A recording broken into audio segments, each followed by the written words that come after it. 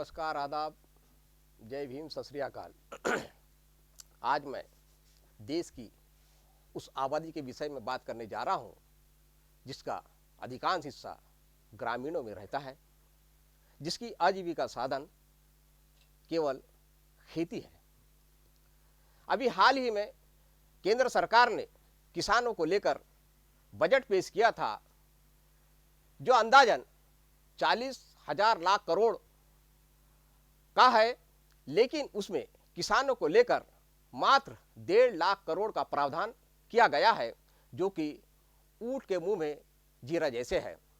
अगर हम किसानों की बात नहीं की करें तो ये बेईमानी होगी, क्योंकि कृषि प्रधान देश में किसान ही इस देश के आर्थिक रीढ़ है। क्योंकि किसानों से पूछो, हलाल रिस्क का मतलब किसानों से पूछो, क्योंकि बदन से निकलने वाला पसीना लहू बन के निकलता है। तो मैं बात करने जा रहा हूं कुणबी बहुजन स्वराज्य पार्टी के महामंत्री सुधाकर राव गणपत राव जी इंगोले से सरकार की नीयत और किसानों की कैफियत, इस विषय को लेकर केंद्र सरकार द्वारा प्रस्तुत किए गए बजट को लेकर। तो इंगोले साहब, आपका लोकमंच वक्ता लाइव में स्वागत है। मैं पूछ रहा हूं कि अभी जो सरकार ने जो बजट पेश किया है, इसमें किसानों को लेकर जो राशि का प्रावधान किया है वो काफ़ी कम है। जो आबादी है किसानों की लगभग 70% आती है देश में। तो इसमें आपका क्या रुख है, आपकी पार्टी का क्या रुख है? नहीं, देखिए, ये बजट में जिस प्रतिशत में किसानों की आबादी इस देश में है, हालांकि बजट का भी उतना प्रतिशत उनके हित में होना चाहिए था, लेकिन जैसे कि अभी आपने भी उल्लेख किया है कि 40,000 लाख करोड़ का जो बजट है पूरे हिंदुस्तान का, उसमें मात्र 1.5 लाख करोड़ रुपया किसानों के लिए रखा गया है, जबकि किसानों की आबादी 70% है। इसका मतलब इस गवर्नमेंट की उसमें नीयत साफ है। इसके पहले की भी गवर्नमेंट की वही नीयत थी और इनकी भी अभी ये नीयत साफ है कि उसमें उनके हित में ये कुछ करने की इच्छा नहीं रखते। सेंद्रीय खेती के लिए हमने इतना प्रावधान किया है, पीक बीमा के लिए हमने खेती और बीमा के लिए इतना प्रावधान किया वगैरह। जो ये प्रावधान है ये खाली पॉलिसीज उन्होंने डिक्लेयर की है, ये बजट में प्रोविज़न नहीं है इसकी। जो दिखा रही है दिखावा है सब, ये कि हम इतना ही करके रहे, बड़े बड़े आंकड़े दिए जा रहे हैं उस पर, लेकिन उसमें सच में तो यह है कि जब किसी चीज़ के लिए प्रोविज़न ही नहीं है तो तुम कहाँ से काम करने वाले हो, कहाँ से ये रहेगा। अब इसके लिए तो सबसे पहले मैंने पहले भी कहा था आपको कि किसानों के विरोध में जो कानून बने हुए हैं उसको जब तक हम कैंसिल यानी रद्द नहीं करते या उसमें से किसानों को बाहर नहीं निकालते, तब तक शायद इसका कोई हल नहीं निकलता। और हमारी पार्टी उसी के लिए काम करने के लिए तैयार हुई है। किसानों के हित में ही हम काम करना चाहेंगे, किसानों के हित में ही हम बात करेंगे जब हमेशा के लिए। अब कृषि विरोधी कानून जो है उन्होंने बनाए हैं, अलग अलग तरीके के उन्होंने कुछ अपनी व्यवस्था के लिए बनाए हैं। अब उनकी व्यवस्था के जो कानून है उसमें जैसे लैंड सीलिंग एक्ट है। अब सीलिंग एक्ट में अगर आप ये कर सकते हो कि सीलिंग एक्ट में किसानों की ज़मीन आपने ली, भूमिहर को आपने बेच दिया, उन्होंने उनको दिया, ऐसा आपका कहना है। कई सारे भूमिहर तो ऐसे है कि जो भूमिहर वो किसान मिली हुई ज़मीन बेच के आज शहर में रह रहे हैं, लेकिन जिस किसान की वो सीलिंग में ज़मीन ली गई है उसके बच्चे तो आज भीख मांग रहे हैं, आज वो दूसरे की खेती में काम पे जा रहे हैं। ये कहाँ का न्याय है? अगर यही अगर कानून आपको है तो फिर क्या इसमें इंडस्ट्रियलिस्ट के लिए कानून क्यों नहीं है? सहारा ग्रुप की तरफ आज 34,000 एकड़ खेती है, ऐसे आंकड़े बताते हैं एक ग्रुप की तरफ। उनकी सीलिंग में क्यों नहीं ली गई? अंबानी की या अडानी की या जो भी अभी बड़े बड़े इंडस्ट्रियलिस्ट है, उनकी खेती आपने नहीं ली, उनको सीलिंग नहीं है। फिर ये सीलिंग एक 55 एकड़ खेती वाला 100 एकड़ खेती वाला किसान के लिए क्यों है? ये तो कानून पहले ख़त्म होना चाहिए। अब किसानों के उसके बाद कई सारे जनरेशन है, उसके टुकड़े गिर गिर के तो आज की स्थिति ऐसी है कि किसान अपने यहाँ के किसानों की में मैक्सिमम प्रतिशत तो ये अल्पभूधारक में आता है। तो ये कानून उन्होंने हटाना चाहिए, पहली बात ये। दूसरा, इस कानून के बाद उन्होंने अधिग्रहण का कानून जो है, आज ऐसी स्थिति है किसान एक ऐसा आदमी है किसी इंडस्ट्री में से कोई रोड नहीं निकलता, कभी उसके बाजू में निकलता रहा रोड जाता है तो उसको पूछा जाता है कि आपकी ज़मीन ले या नहीं है। उसके बड़ेपन से तो वो पैसे ही बाजू में हो जाता है, लेकिन किसी को पूछा नहीं जाता है, पूछते ही नहीं है, वो देते नहीं है। लेकिन किसान एक ऐसा आदमी है कि खेत में से उसके बीच में से रोड डाल दो, कोई प्रॉब्लम नहीं, आप उसको ना पूछा जाता है नहीं है, और मार्केट में जो वैल्यू होगी उससे भी कम वैल्यू में उसको आप पैसे देते हो। ये कानून हटाना चाहिए। क्यों आपको मारने के लिए खाली किसान ही मिलता क्या है कि नहीं? क्यों क्यों उसके लिए करते हो? एमएससीबी की 400 केवी की लाइन अगर जाती है, मैंने खुद ये केस डील की थी। एमएससीबी की 400 केवी की लाइन हमारे एक किसान के खेत में से जा रही थी।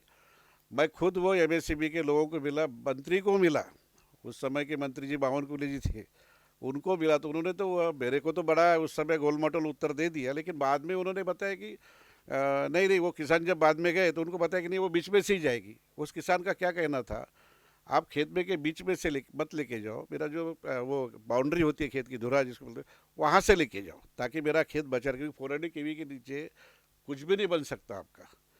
अगर कल चल के उसको अगर वहाँ कोई ये नहीं करके वहाँ लेआउट डालना है, कुछ है, क्योंकि खेती शहर को लग के खेती थी, नहीं किया उन्होंने वो, और वो अधिग्रहण कर ली जमीन उसकी, वैभव गई, आप उसका पूरा खेत बर्बाद हो गया।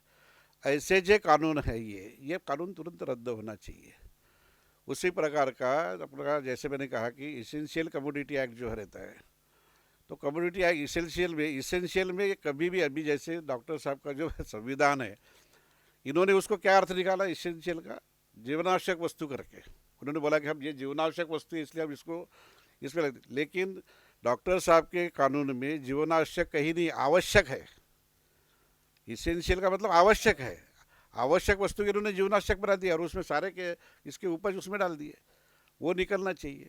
अब यहाँ हमको वो बताया जाता है कि भाई ये खेती करो, ऐसी खेती, किसान को क्या बताओगे? आपके सालों सालों से हम खेती कर रहे हैं, अब वो खेती में क्या डालना चाहिए, क्या करना चाहिए, ये हमको आपको बताने की जरूरत नहीं है। हमारा किसान पर्याप्त है, उसमें जो नॉलेज है, ये बता के आप हमको गुमराह कर रहे हैं। हमारा जो मेन का बिजनेस है उससे आपको गुमराह कर रहे हैं, और हमको लॉलीपॉप दे के हर इतने सालों से चला रहे हैं। तो ये सब कहीं ना कहीं इसके ऊपर नियंत्रण आना चाहिए, कहीं ना कहीं इसका न्याय मिलना चाहिए, किसानों को न्याय मिलना चाहिए, ऐसा मेरा कहना है। यानी आपका ये कहने का मतलब है कि कोई भी सरकार रहे है किसानों पर राजनीति करते आई है, लेकिन अब तक के किसानों को छला गया है। यानी आपने एक उल्लेख किया कि यानी उन्हीं पर गोली चलाई जाती है, मत मारो गोलियों से मुझे, मैं पहले ही एक दुखी इंसान हूँ, मेरी मौत की वजह यही कि मैं पेशे से किसान हूँ। आपका यही कहना है ना? तो ये बताइए कि आपकी पूर्वी बहुजन स्वराज्य पार्टी जो है, तो जो अभी तक के जो राजनीति करते आई है और भी पार्टियां किसानों पर, तो आपकी पार्टी का क्या रुख है?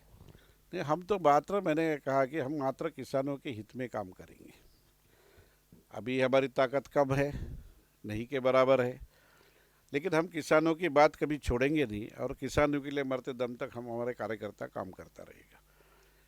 और जहाँ जहाँ भी किसान पर अन्याय होने का ये आता है, मौका आता है, अन्याय होता है, वहाँ वहाँ हम ये करेंगे। अभी जैसे किसानों को कर्ज माफ़ी दी जाती है, माफ़ी देने के बाद फिर से कर्जा लो, हम विरोध में इसके, क्यों माफ़ी दी जाती है उसको? माफ़ी क्यों करते? जो कर्जा उसके ऊपर हुआ, इसके बजाय जिम्मेदार कौन है? आज अगर उसकी खेत माल के उपज को अगर आपने भाव दिए होते, या उसकी उपज अगर अच्छी भाव में गए रहती, तो वो आदमी ने कभी कर्जा लिया ही नहीं होता। जब उसने कर्जा आपकी वजह से लिया है, तो वो कर्जा माफ़ी नहीं, अनुदान चाहिए। हम तो ये कहते हैं कि वो माफ़ी तो हमको चाहिए, पूरा माफ़ करें, फिर से कर्जा लेने की जरूरत नहीं पड़े, उसको उठाने के लिए अनुदान देना चाहिए, वो तो उसका संवैधानिक अधिकार है। इस देश में अगर कोई नागरिक है तो उसको 2 वक्त की रोटी और 2 कपड़े भी अच्छे मिले, अन्न वस्त्र निवारा मिले, तो गवर्नमेंट का जवाबदारी है। फिर आप बाकी के कर सकते, इधर 7वां वेतन आयोग, 8वां वेतन आयोग, 10वां वेतन आयोग वो देते जा रहे, और दूसरी तरफ ऐसा है कि इसको पूरा दबाते जा रहे हैं। आज प्याज के भाव अगर 40 रुपये हो तो इनका बजट बिगड़ जाता है। मल्टीप्लेक्स में जाके 300 रुपये का टिकट निकालते, वहाँ बजट नहीं बिगड़ता है, लेकिन अगर 40 रुपये किलो कांदा हो गया तो उसका भाव, बजट बिगड़ जाता है। ये कैसे नीति है? और उसके ऊपर गवर्नमेंट भी ख्याल देती है और वो कम करने का प्रयास करती है। दाल के भाव बढ़ जाए तो कम करने का प्रयास करती है। अरे भाई उसको बेचने दो ना, क्या प्रॉब्लम है? आप जब उनको पैसे दे रहे हो इतने, तो इसका कौन विचार करेगा? इसका भी तो विचार करना चाहिए ना। तो इसीलिए इनके खेती और माल को भाव ही नहीं, इनको अनुदान देना चाहिए खेती बनाने के लिए, खेती उपज को बढ़ाने के लिए उनको अनुदान देना चाहिए। और सेंद्रीय खेती करना या कौन सी क्रांति लाना और ये करना, इसमें हमको सब पूरे 70 साल निकल गए। ये बताने की आवश्यकता नहीं हमारे ज़मीन में क्या होता है, हमारी ज़मीन में हम क्या बो सकते हैं, किसका कितना उपज आता है, इसका ज्ञान इनसे ज़्यादा हमको है। तो इसलिए वो कोई बड़ी बात नहीं है। तो हमारा कहना यह है कि हमारी स्थिति को अगर ये सरकार जवाबदार है तो सरकार ने ही उसके ऊपर ये करना चाहिए, मनन करना चाहिए, चिंतन करना चाहिए और हम किसान को इसमें से कैसे बाहर निकाले इसका प्रयास करना चाहिए। उसके लिए हम कुछ ये मांगे हमने रखी थी।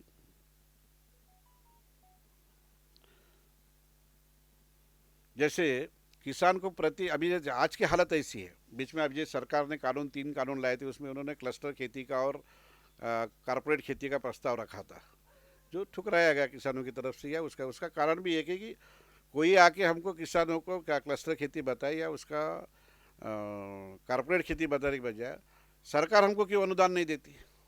हमारी जवाबदारी, इसके लिए जवाबदार कौन है? आज हमारे खेत में कुछ भी नहीं निकल रहा है, वो खेती को 10 रुपया लगाने की हमारे किसान की ताकत नहीं, इसके लिए जवाबदार कौन है? अगर है तो फिर उसको एक प्रति एकड़ कुछ अनुदान देना चाहिए, भाई आप ये लो और इसको बढ़ाओ।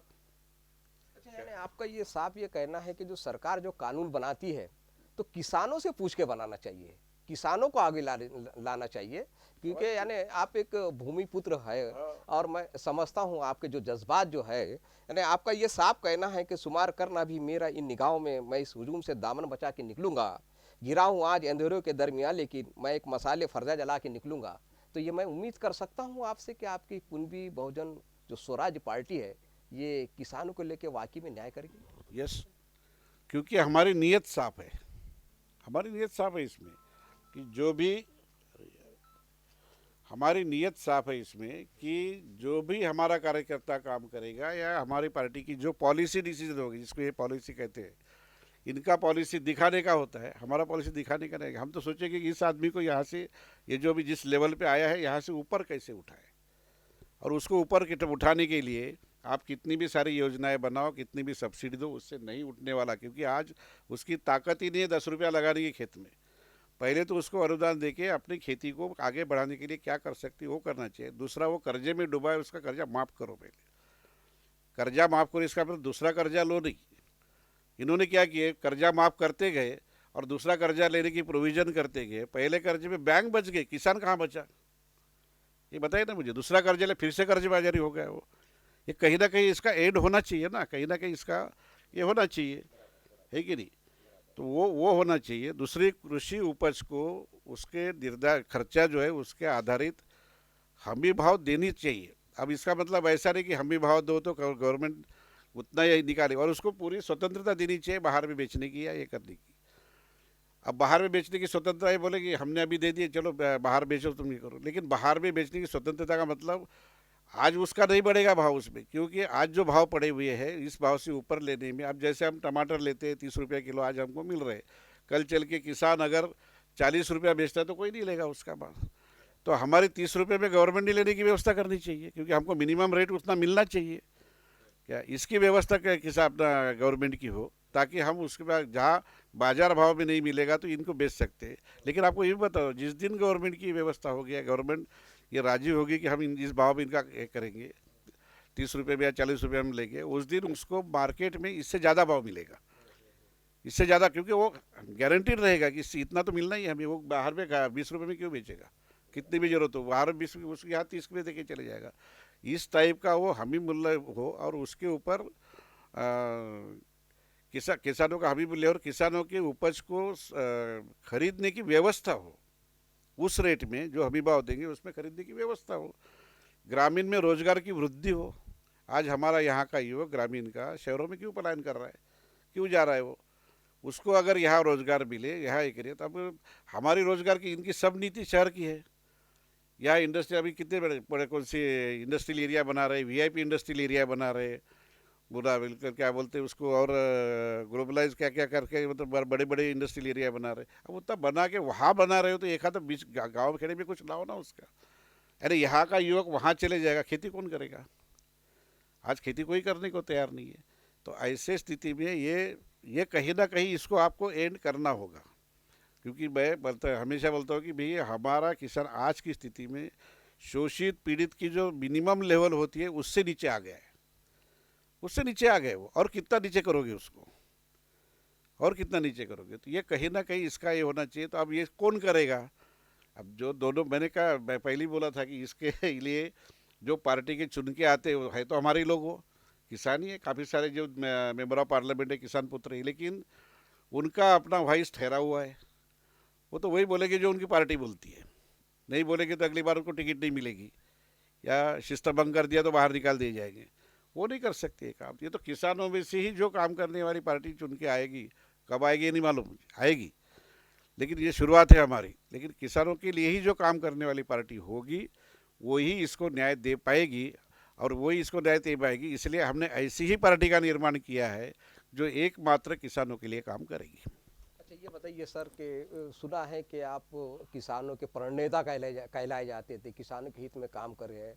स्वर्गीय शरद जोशी जी, उसके शाना बशाना होकर भी आपने काम करे, कई आंदोलन में आप शरीक रहे हैं, लेकिन फिर भी आप किसानों को नहीं न्याय दिला पाए अब तक।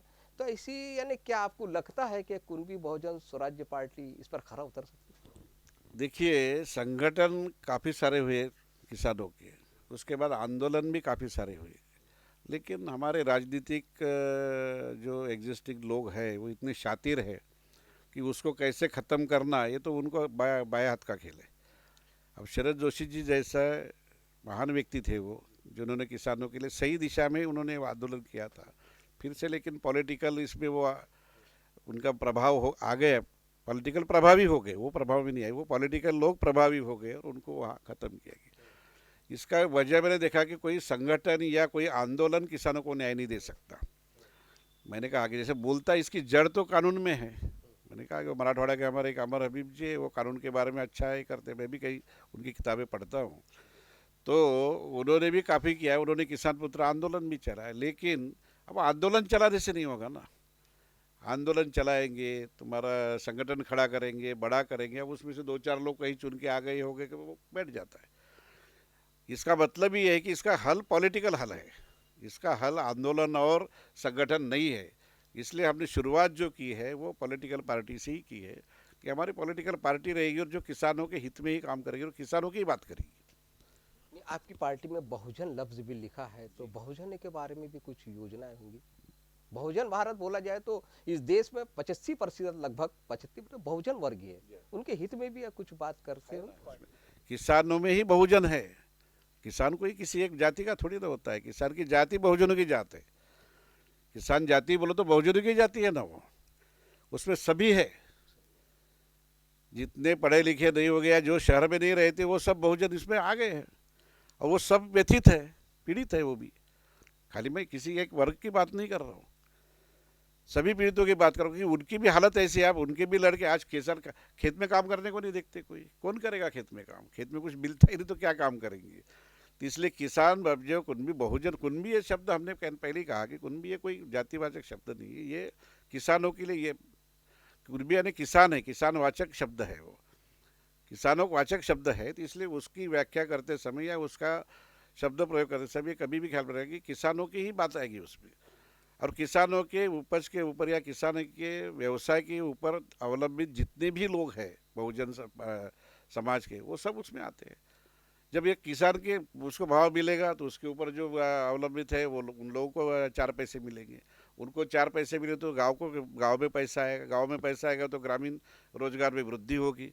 अब जब ग्रामीण रोजगार में वृद्धि तो कौन जाएगा शहर में, वहाँ चपरासी की नौकरी करने, कोई नहीं जाएगा।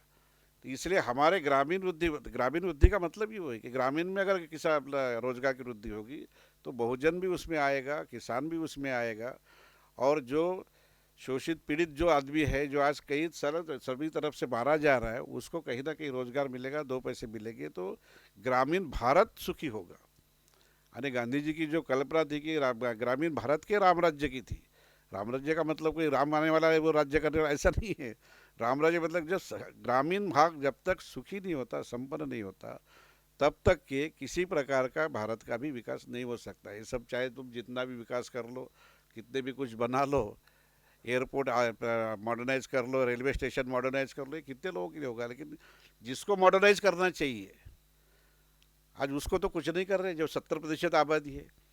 आज पूरे विश्व में आप देखेंगे, एक आंकड़े उन्होंने जो हबीब जी की किताब में मैंने पढ़े थे कि पूरे विश्व में खेती का उपज करने की जो प्रतिशत होता है खेती का प्रतिशत, जो उपजाऊ खेती होती है उसका प्रतिशत होता है, वो पिछले 25 साल से 50 साल से 60 साल से बढ़ा हुआ है। एकमात्र भारत देश ऐसा है कि जिसका कृषि उपज का प्रतिशत जो है वो घटा है। क्या आप इससे मैसेज लेंगे? क्या मैसेज ले सकते? इजराइल जैसी इसमें आज 300-400% तो खेती बढ़ी है। छोटे छोटे देशों में वो प्रतिशत 200, 300, 600, 700% बढ़ा हुआ है पिछले 25 सालों में। भारत एक ऐसा एकमात्र देश है कि उसका प्रतिशत ये कम हुआ है। आज हमारे यहाँ करीबन मैक्सिमम लोग ये अल्पभूधारक है, और वहाँ उल्टा है। वहाँ उल्टा ये जो जिसके पास 10 एकड़ खेती थी उसकी 100 एकड़ हो गई अभी। ये जो विषमता हमारे इसमें है, इसके ऊपर कौन ख्याल देगा? सरकार इस पर नहीं देख रही है। सरकार तो डीजल निंजा, तुम्हारा हरित क्रांति, अमुक ढमुक, ये पीक बीमा योजना। अब पीक बीमा योजना का आपको एक किस्सा बताता हूँ। पीक बीमा योजना जो आती है, ये सीधा सीधा इंश्योरेंस की कंपनियों का घर भरने का तरीका है। इंश्योरेंस की कंपनियों का घर भरने कैसे तय होता है ये बीमा योजना? एक बीमा योजना, आज की स्थिति ऐसी है, निसर्ग का जो वातावरण बदल चुका है उसमें ऐसा है कि जैसे ये मेरा गांव है, मेरे गांव के बाहर दाहिनी ओर पानी गिरता है, ओले गिरते हैं, बाई ओर कुछ नहीं गिरता, सूखा रहता है। 2 किलोमीटर पे और ओले गिरते, इधर कुछ नहीं होता। इनका उसको किसानों की नुकसान भरपाई का मुआवजा करने के लिए जो मापदंड है इनके, वो ऐसे है कि पूरे तालुके की आनेवारी निकालते हैं, और इनका पर्टिकुलर वो टारगेट दिया है, उस आनेवारी के नीचे होगा तो उसको बीमा मिलेगा, नहीं तो नहीं मिलेगा। वो पूरा का पूरा करोड़ों का प्रीमियम वो कंपनी के घसे में जा रहा है। आज की इस बजट में देखा मैंने कि 65-68 हज़ार लाख करोड़ की तो 1000 करोड़ की तो प्रोविजन उन्होंने इंश्योरेंस प्रीमियम के लिए रखी है। कृषि बीमा योजना किसको मिलेंगे? मुझे तो अभी तक दिखाने को ही कि उसके बीमा का लाभ उसको मिला हो और उसमें से वो निकला हो। तो ये जो बीमा योजना है, ये सीधा सीधा लोगों को मूर्ख बनाने की बातें है वो, और वो इंश्योरेंस के कंपनियों का घर भरने की बातें। उससे अच्छा अगर आप जिसका को नुकसान हुआ है स्पॉट पे हुआ है, उतना ही अगर आप स्पेसिफिक सर्वे करते और उसको मुआवजा देते, तो शायद ये अमाउंट जो है इससे आधे अमाउंट में वो हो जाता था, और उनको डायरेक्ट मिलता था, पैसे मिलते थे, उनको सही में राहत मिलती थी। लेकिन आज ना उसको राहत मिल रही है, ना गवर्नमेंट का पर्पस सॉल्व हो रहा है। क्यों हो रहा है ये सब? और सालों सालों से चल रहा है, सालों से चल रहा है ये बीमा। वो इसी में बैठ के ऑफिसर तय करते, और वो बोलते हमने कृषि उपज बीमा। मेरे को लगता है कि जितने क्लेम इंश्योरेंस कंपनी ने बीमा के नहीं दिए होंगे, उससे ज़्यादा पैसा तो उसकी पब्लिसिटी पे खर्चा हो गया। पब्लिसिटी बड़ी बड़ी एक एक पेज की हम ये दे रहे हैं यार, उसका पैसा उसको दो ना, उसको क्या मिला है? आज गिन के बताइए कि उसको कितने क्लेम मिले। गवर्नमेंट ने ये भी देखना चाहिए, उसका मॉर्टेलिटी भी देखना चाहिए कि भाई जितने हम पैसा पेमेंट पे कर रहे हैं उससे ज़्यादा क्लेम मिले कि नहीं मिले। कभी एक आध साल तो भी मिले कि ज़्यादा? इंश्योरेंस ने अपने घर से क्या भरा? वो कुछ नहीं भरा उन्होंने, उससे कम क्लेम मिलते। तो कहीं ना कहीं इसका मुआवजा लेना चाहिए, उसकी नीति बदलना चाहिए। ये माना कि वो अगर आपको पट गया तो वो आपने किया, लेकिन उसका कहीं ना कहीं एनालिसिस निकालो। और हम अगर ज़्यादा प्रीमियम उनका कंपनी को पे करें तो क्यों पे कर रहे हैं उसको? पैसा तो वो ले रहे हैं आपसे। वही पैसा अगर हम किसानों को देते तो कई सारे किसान उसमें सुखी होते थे। ऐसे ये जो लॉलीपॉप वाली स्कीम जो है, ये कहीं ना कहीं बंद होना चाहिए, और रियलिटी जिसमें किसानों का हित हो, ऐसी अगर योजनाएं आप लगाएंगे तो ही उसका ये मिलेगा। हमारी पार्टी जब भी कभी इसमें आएगी तो हमारा ये कहना है कि हम ये काम करेंगे। यानी आपकी कहने का मतलब है कि आपकी जो पार्टी जो है वो सोशली और राजनीतिक पार्टी है, राजनीतिक ज़्यादा। तो अभी जो मैं एक सवाल कर रहा हूँ आपसे, अभी मनपा के चुनाव है आने वाले दिनों में, क्योंकि शहर से सटे इलाके का में आप रहते हो, तो कारपोरेशन में भी, नागपुर म्यूनसिपल कारपोरेशन में आपके नुमाइंदे पार्टिसिपेट करेंगे इलेक्शन में? हाँ, क्यों नहीं करेंगे? पॉलिटिकल पार्टी है तो हमारी पार्टी लड़ाएगी। आप कितने लड़ेंगे, क्या लड़ेंगे, समय बताएगा। लेकिन वहाँ भी जो बंदा हमारा जाएगा वो किसानों की बात करेगा। वहाँ भी कारपोरेशन की कबारे बाकी क्या होता वो ठीक है, उसका जहाँ से चुन के आएगा उसका वार्ड का काम तो वो करेगा ही करेगा। लेकिन जब जब भी वार्ड का भी काम करेगा तो वो हमेशा ये दृष्टिकोण रखेगा कि उस हाउस में, कारपोरेशन के हाउस में हमारे किसानों का आवाज़ कौन उठाएगा? हम उठाएंगे। हमारा आदमी वहाँ भी जाकर किसानों के हित में आवाज़ उठाएगा। किसानों के हित में कई सारे काम है वहाँ करने लायक।